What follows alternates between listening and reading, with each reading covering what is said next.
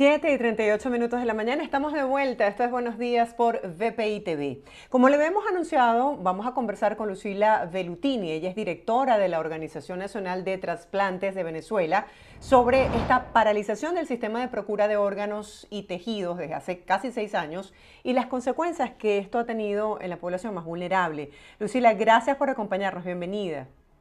No, por favor, gracias a ustedes siempre. Un honor estar aquí hoy.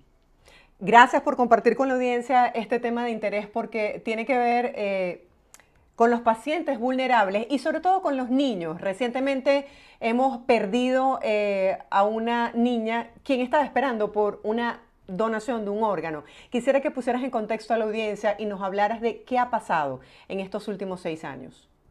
Fíjate, hablas de una y es mucho más duro y más fuerte. En este año son 4 los niños que han fallecido solo en el servicio de nefrología del Hospital JM de Los Ríos en lo que va de año. El año pasado fueron 12 y así los años anteriores. Este próximo 1 de junio se van a cumplir 6 años, 6 larguísimos años de una paralización del sistema de procura de órganos y tejidos en nuestro país, que ha debido de ser permanente, perdón, es temporal y se ha convertido en permanente. ¿Qué significa esto? Cuando la gente pregunta, es muy importante que les podamos explicar que los trasplantes de vivo a vivo, es decir, solo de riñón o de hígado, no están paralizados. Lo que está paralizado es el sistema de procura de órganos y tejidos en nuestro país desde el 1 de junio del 2017. Esto significa que anteriormente, hasta esa fecha, había una lista de espera con todas las personas que necesitaban un trasplante de órganos como segunda oportunidad de vida. Llámese un riñón, un hígado, algún otro órgano que su cuerpo necesitara para poder vivir. El 1 de junio del 2017, Fundabene, quien es el ente encargado desde el año 2014 del sistema de procura de órganos y tejidos, emite un comunicado en donde indica que va a suspender este sistema por aproximadamente 3 meses para poder eh, mejorar de alguna manera todo lo que estaba sufriendo los hospitales públicos y el servicio de entrega de los medicamentos inmunosupresores e inductores que son necesarios para toda persona trasplantada. Esto significaba que cuando una persona llegaba a un centro asistencial público o privado y era declarada cerebralmente muerta por médicos especialistas, se procedía a realizarle todos los exámenes si esta persona había dicho en vida que deseaba ser donante, y con esos exámenes se procedía a ir a la lista de espera para saber con quién de la lista de espera esta persona era la más compatible y así poder dar el regalo más bello que existe, que es el regalo de la vida. Eso hasta el año 2012-2013 le dio vida a más de 600 venezolanos anualmente, quienes fueron recipientes de un órgano y por ello el regalo de la vida.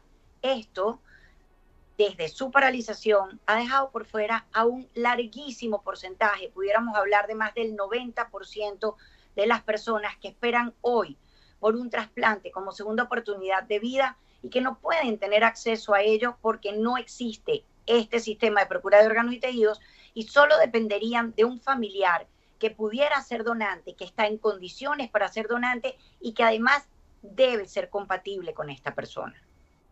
Lucila, explicabas muy bien que esta suspensión debía ser temporal. ¿Qué respuestas han recibido por parte de las autoridades sobre por qué se ha mantenido por casi 6 años cerrado este programa? Fíjate, desde la Organización Nacional de Trasplantes de Venezuela hemos enviado repetidos comunicados. Tristemente, para nosotros no ha habido una respuesta formal y no ha habido una respuesta oficial. Es muy importante que todos entendamos que debemos levantar la voz en unísono y que este es un problema de todos los venezolanos. No es solamente de aquellas personas que necesitan hoy un trasplante o que tienen un familiar que así lo necesita. Esto es un problema de todos los venezolanos porque hoy a lo mejor ninguno en la familia está padeciendo algún problema y necesita ir a un hospital para esto, pero no sabemos cuándo podemos estar en esa situación. ¿Qué sucede? Esto no puede ser un decreto o un mandato. Para nadie es un secreto, el sistema de salud de nuestra querida Venezuela está atravesando problemas muy duros. ¿qué es nuestro llamado? Debemos empezar por un hospital. Debemos dotar un hospital de todo lo necesario y que este hospital tenga suficiente para que sea pediátrico y de adultos. No puedes solamente hacer trasplantes para adultos y abandonar los niños o viceversa. Y nuestro llamado ha sido siempre a que el Hospital JM de Los Ríos sea dotado de todo lo necesario, porque un trasplante puede ser una operación relativamente sencilla, pero necesitas de todos los servicios del hospital. Para que un trasplante sea exitoso, este hospital debe estar dotado de laboratorio, de un servicio de terapia intensiva, terapia intermedia, de emergencia, de tener las personas que van a hacer la procura y de poder saber si hay algún posible donante y poder hablar con los familiares y al mismo tiempo poder tener todos los servicios médicos, urología, nefrología, gastroenterología, infectología, cardiología. Si yo hago esa pregunta, ¿existe en nuestro país hoy un hospital que pueda tener todos esos servicios funcionando y dar esa respuesta efectiva? Es por ello que nosotros desde la organización invitamos a todos a levantar la voz y a pedir por nuestro derecho a la salud y a que no falte nada en ningún hospital. Esto no es culpa de los médicos, esto no es culpa de aquel que quiere estudiar enfermería, que es enfermero, que es residente, quienes día a día dejan su vida para tratar de salvar la vida de otros, haciendo lo posible y lo imposible. Esto es un problema de aquellos que tienen en sus manos, es decir, el Estado venezolano, dar una respuesta a todos los venezolanos que necesitan un sistema de salud acorde. Nadie va a un hospital porque lo desea. Aquella persona que va a un hospital porque él lo necesita o porque a un familiar lo necesita, no es un juego, es por su salud y es a ellos a quienes les debemos esta respuesta. Y no importa el trabajo que tratemos de hacer las ONG, un trabajo de hormiguita. La Organización Nacional de Trasplantes de Venezuela es una ONG sin fines de lucro y solo el año pasado, gracias a la ayuda de nuestros padrinos, logramos entregar tratamientos médicos a más de 80,000 venezolanos. Pero no importa cuánto tratemos, necesitamos unirnos. Estado venezolano, ONGs, empresas privadas y todos los venezolanos para que esto sea un éxito y se pueda lograr. Pero también necesitamos de la voluntad de quienes tienen en sus manos que esto pueda funcionar. Lucila, para que la audiencia pueda entender la magnitud de este problema, quisiera saber si tu organización maneja estadísticas sobre la cantidad de personas que en este momento se debaten entre la vida y la muerte esperando por la donación de un órgano. Fíjate, hasta hace muy poco no hay cifras, no han habido cifras oficiales al respecto. La última cifra que tenemos es de un congreso que se realizó con médicos, tanto del Hospital Militar como otros médicos, en donde se hablaba que para finales del año 2022 habían aproximadamente, y te voy a hablar en este caso solo de trasplante renal, pues es el número oficial gracias a este congreso que tenemos, se hablaba de que había más de 7,600 personas en diálisis en nuestro país. De esas 7,600 personas que se encuentran en diálisis, el 40% pudiera estar listo para recibir un trasplante. Y de ese 40%, el 10% serían niños. Para que te des una idea del nivel. Y esto es solo lo que conocemos de cifras oficiales. ¿Qué opciones tienen las familias cuyo integrante está pasando por una situación difícil de salud, por ejemplo, un problema crónico renal? ¿Qué pueden hacer para tratar de salvarle la vida a su hijo? Mira, es muy duro. Yo no te puedo poner a ver cómo te lo pongo de una manera que la gente lo entienda y de alguna forma vivan el viacrucis que viven estas personas.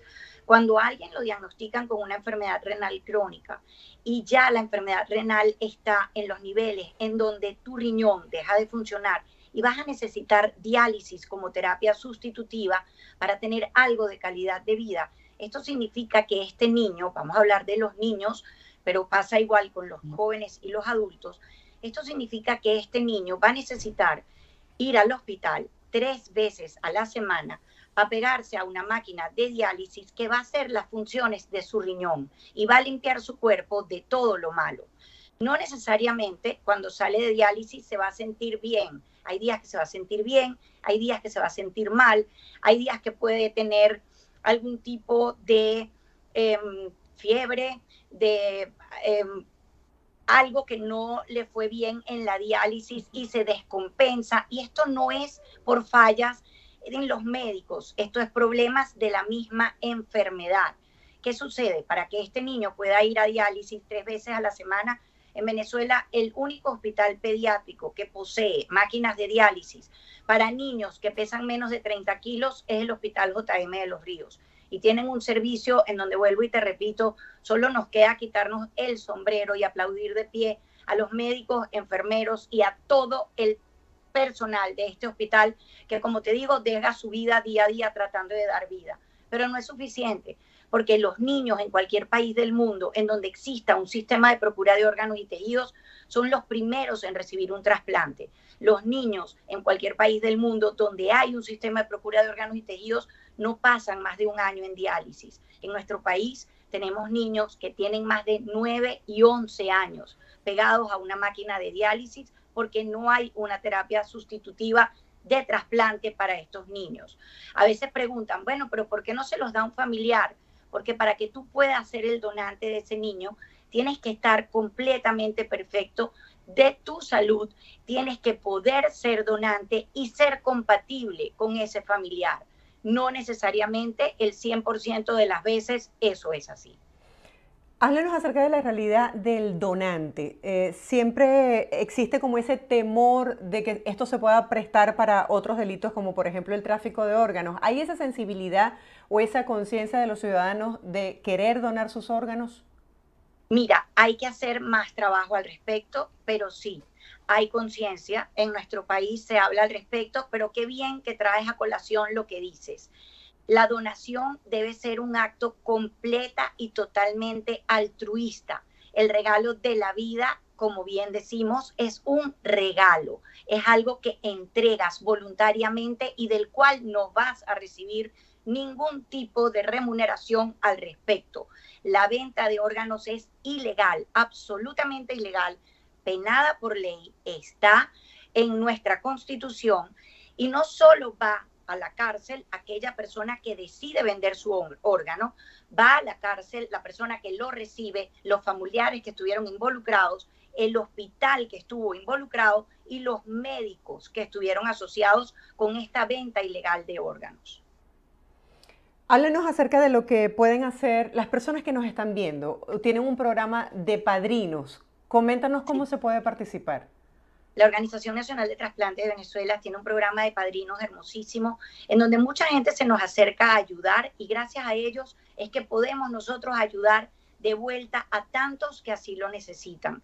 Para convertirte en padrino no significa que debes meterte la mano en el bolsillo y dar a veces de lo que no tienes. Para convertirte en padrino a veces simple y llanamente es convertirte en voluntario con nosotros y ayudarnos a que lo que necesitan dentro del a nivel nacional pueda llegar a ciertos sitios. Personas que nos ayudan nos dicen, mira, hoy voy a viajar a Guárico, ¿tienes algo que enviar a algún hospital o algún centro de salud o a alguna persona para allá?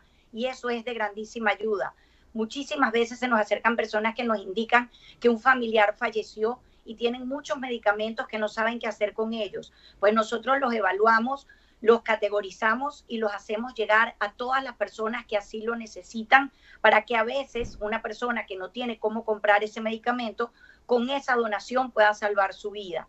Y así pues tratamos de trabajar muy de cerca con todas aquellas personas que se nos acercan a pedirnos ayuda. Gracias a padrinos, a empresas que se han involucrado. El año pasado pudimos realizar más de 2.800 laboratorios, más de 800 exámenes médicos importantes. Logramos colocar 36 catéteres y así vamos sumando día a día, pero hay que hacer más. Hay que pedir que todos nos pongamos en el puesto del otro y entendamos que podemos ayudar a alguien a salvar su vida. Mire, qué interesante lo que estás hablando, Lucila, porque decías que también se puede involucrar la sociedad civil, el sector empresarial. en colocar su granito de arena para estas personas que están pasando por una situación difícil de salud. Y esta campaña que ustedes están emprendiendo me parece bien altruista porque es tocar el corazón. A veces no entendemos la realidad de lo que otros viven porque no es nuestra experiencia. Quisiera que nos hablaras acerca de esos testimonios que puedes compartir de personas que pudieron acceder a ese órgano y que pudieron tener una nueva oportunidad de vida. Mira, es la experiencia más linda que existe en el mundo. Cuando uno se da cuenta de que cuando das, recibes mucho más, pero cuando te das cuenta que gracias al trabajo en equipo de muchas personas se logra que alguien pueda tener una segunda oportunidad de vida y pueda recibir esa segunda oportunidad de vida, es lo más bello. Tenemos un caso muy cercano de una niña que era del Hospital JM de los Ríos y que gracias a una tía recibió su trasplante renal y ella soñaba con ser bailarina y hoy en día está pudiendo bailar nuevamente y ver esa alegría en su cara y ese sueño hecho realidad gracias a ese regalo de la vida altruista y totalmente hermoso de una tía a esa niña. Te das cuenta de que los sueños se cumplen con trabajo, con dedicación, con responsabilidad, con mucho esfuerzo, pero que necesitamos de todos para que esto se logre. Nuestros niños del Hospital de Niños, así como muchos jóvenes que por tener una enfermedad renal crónica y necesitar un trasplante en su vida, cuando tú les preguntas a nuestros niños qué quieren ser, muchos de ellos tienen su respuesta muy clara en la mente y te dicen que quieren ser médicos para salvar a todos sus amigos. Muchos te dicen que quieren ser ingenieros para poder construir el hospital más bello de Venezuela y que no haya un solo niño que no pueda tener acceso a la salud. Cuando tú oyes eso, tú te das cuenta de que todos estos niños, igual que los nuestros sobrinos, nuestros nietos, nuestros hijos, tienen los mismos sueños, los mismos derechos y es por ellos que tenemos que seguir trabajando día a día para que a nadie le falte esa segunda oportunidad. Lucila, coméntanos cómo funciona esa lista. Si la situación es crítica en el Hospital JM de los Ríos, que es uno de los más emblemáticos en Caracas, ¿cuál es la realidad en el interior del país? ¿Cómo esos niños pueden incluirse en esa lista o pueden recibir la ayuda, la donación, los medicamentos que requieren? Mira, como bien dices, nosotros tratamos de llegar a nivel nacional, pero se hace cuesta arriba. Y a veces, como dice mi esposo, quien es el presidente de la Organización Nacional de Trasplantes de Venezuela, a veces lo que tenemos en la mano es un gotero y tenemos que ver bien a dónde colocamos esa gota para lograr que esa ayuda sea lo más efectiva posible. Y es por ello que vuelvo a levantar la voz aquí e invito a todos aquellos empresarios, personas, cualquier voluntario que quiera sumarse a ayudarnos, está bienvenidísima toda esa ayuda. Fíjate lo importante que dices, el interior del país no es distinto y a veces es mucho más complicado lo que sucede allá, pues es más complicado que llegue el medicamento o que logremos saber quiénes necesitan qué. Nosotros a través de nuestras redes, @ONTV-VE, @ONTV piso VE, tenemos una hoja que las personas deben llenar en donde nos indican los medicamentos que están necesitando, en qué lugar del país se encuentran y un teléfono o un email para poderlos contactar. En el momento en que a la organización llegan los medicamentos, nosotros tratamos de ser lo más equitativos posibles y tratar de llegar a la mayor cantidad de personas logrando tratamientos completos para que estas personas puedan ser beneficiadas. Y es en base a tener esa lista que es, como te digo, a través de @ONTV-VE, que nosotros podemos llegar a más personas, pero es también gracias a la ayuda de todos los que están oyéndonos hoy o viéndonos a través de este magnífico programa, que puedan revisarse y ver si tienen algo en su casa que pueda ayudar a salvarle la vida a alguien o que puedan hacer algo más como empresas y preguntarnos cómo poder ayudar y llegar así a mayor cantidad de personas que hoy dependen de alguien que los ayude porque no tienen otra manera. Así es, mientras que llegue esa ayuda, ¿de qué manera, por ejemplo, quienes estamos viendo el programa podemos colaborar? Decías que la persona tiene que estar sana. ¿Cuáles son los requisitos para poder ser un donante? Para tú poderte convertir en donante de un familiar, debes realizarte todos los exámenes. Es decir, Cuando tú te vas a convertir en donante, tiene el médico que está haciendo toda tu evaluación saber que tú no tienes absolutamente más nada a nivel físico y de salud que pueda tener algún tipo de impedimento o que pueda traer algún tipo de enfermedad en algún momento de tu vida. Es por ello que te hacen exámenes desde psicológicos, odontológicos, de corazón, exámenes de sangre exhaustivos, exámenes cardiológicos, para que cuando tú te conviertas en ese regalo de vida para ese familiar tuyo que necesita esa segunda oportunidad, los dos puedan tener una vida excepcional sin ningún problema. Muchas veces nos preguntan, ¿pero qué sucede con ese donante? ¿Qué le va a pasar? Déjame contarte que hay un estudio hecho a nivel mundial en donde la mayoría de las personas que se convierten en donantes tienen muchísima más larga vida, puesto que proceden a cuidarse más en el sentido de que se hacen sus exámenes anuales, se hacen una alimentación mucho más balanceada, normalmente hacen ejercicio y se cuidan un poquito más. Pero realmente cualquiera de nosotros puede ser donante y lo que necesitas es no haber tenido excesos en tu vida ni estar padeciendo en estos momentos alguna enfermedad.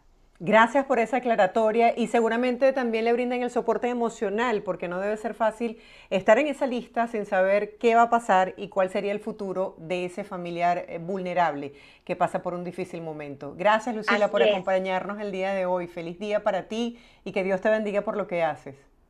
Gracias a ustedes y estamos a la orden siempre. Inclusive siempre decimos que no existe donación pequeña ni pregunta tonta. Estamos a la orden desde la Organización Nacional de Trasplante de Venezuela para responder y tender la mano a todos aquellos que lo necesiten. Gracias. Estábamos conversando con Lucila Velutini, ella es directora de esta Organización Nacional de Trasplantes de Venezuela. Hacemos una breve pausa, ya regresamos con más de Buenos Días por BPI TV. De inmediato les presentamos el pronóstico del tiempo en Venezuela y volvemos con más información.